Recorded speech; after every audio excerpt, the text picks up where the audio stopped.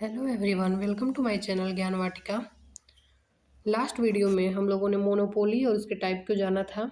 आज हम मोनोपोली के ही अंदर एक इम्पॉर्टेंट टॉपिक प्राइस डिस्क्रिमिनेशन के बारे में जानेंगे। तो सबसे पहले हम जानते हैं कि प्राइस डिस्क्रिमिनेशन क्या होता है।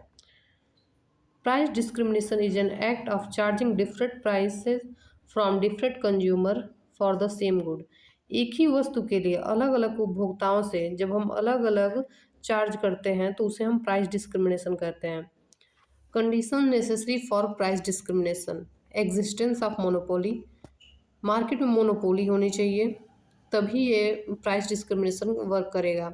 सेपरेट मार्केट होना चाहिए। नो कॉन्टैक्ट बिटवीन बायर, किसी भी दो विक्रेताओं में किसी प्रकार का कोई कॉन्टैक्ट नहीं होना चाहिए। डिफरेंट इलास्टिसिटी ऑफ डिमांड, मांग की लोच भिन्न होनी चाहिए।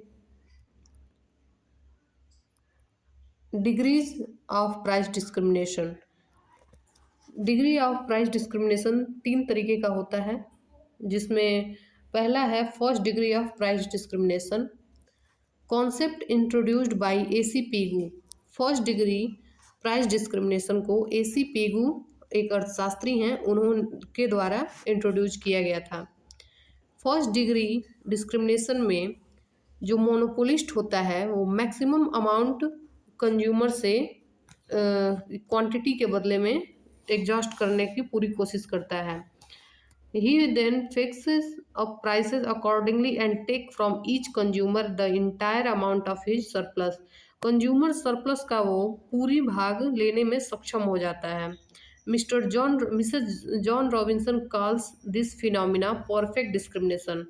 फर्स्ट डिग्री प्राइस डिस्क्रिमिनेशन को मिसेस जॉन रॉबिन्सन ने परफेक्ट डिस्क्रिमिनेशन कहा है। Features: extreme form of price discrimination, ये एक एक्सट्रीम फॉर्म होता है प्राइस डिस्क्रिमिनेशन का, जिसमें उपभोक्ता के पास कुछ भी से सरप्लस शेष नहीं बचता है। पूरी की पूरी जो विक्रेता होती है, जो मोनोपोली होता है, वो कैप्चर करने में सक्षम हो जाता है। Extract entire consumer surplus. Marginal revenue curve also become the demand curve. इसमें जो मार्जिनल रेवेन्यू कर्व होता है वो प्राइस के इक्वल हो जाता है। Each consumer is charge his respective reservation price. It is also the take it or leave it strategy. इस फर्स्ट डिग्री प्राइस डिस्क्रिमिनेशन को हम take it or leave it strategy भी कहते हैं। कि जैसे आप किसी शोरूम में गए, आपको कोई चीज़ पसंद आई, उस पर टैग लगा हुआ है कि प्राइस इतने में ही मिलेगी, इसमें कोई बार्गेनिंग नहीं है, या तो आप इसे लीजिए या फिर छोड़ दीजिए, सीधी सी बात है। तो इसे हम first degree of price discrimination कहेंगे कि आपको उतना देना ही पड़ेगा शुल्क, अन्यथा आप उस चीज़ के उपभोग से वंचित रह जाएंगे। सेकेंड डिग्री प्राइस डिस्क्रिमिनेशन को जानते हैं। Monopolist captures part of his buyers consumer surplus but not all. इसमें जो मोनोपोलिस्ट होता है वो कंज्यूमर सरप्लस को कैप्चर करने में सक्सेसफुल तो होता है, लेकिन फर्स्ट डिग्री प्राइस डिस्क्रिमिनेशन की तरफ पूरी तरीके से सक्षम नहीं होता है। With the known demand curve, the second degree monopolists divide it into small segments so that in effect it becomes many customers for each segment from the highest portion of the demand curve to the lowest.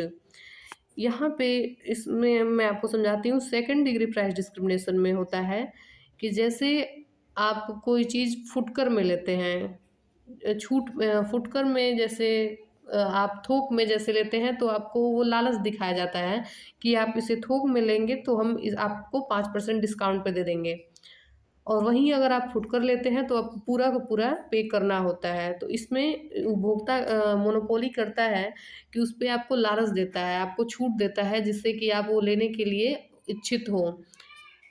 जैसे कि हम recharge को देख लेते हैं। अगर आप 399 का 1 मंथ वाला रिचार्ज कराते हैं तो आपको 399 का पड़ता है। वहीं अगर आपको अगर 3 महीने का आप रिचार्ज कराते हैं तो आपको उसकी तुलना में 20 रुपये या 15 रुपये जो भी आपको कम लगता है।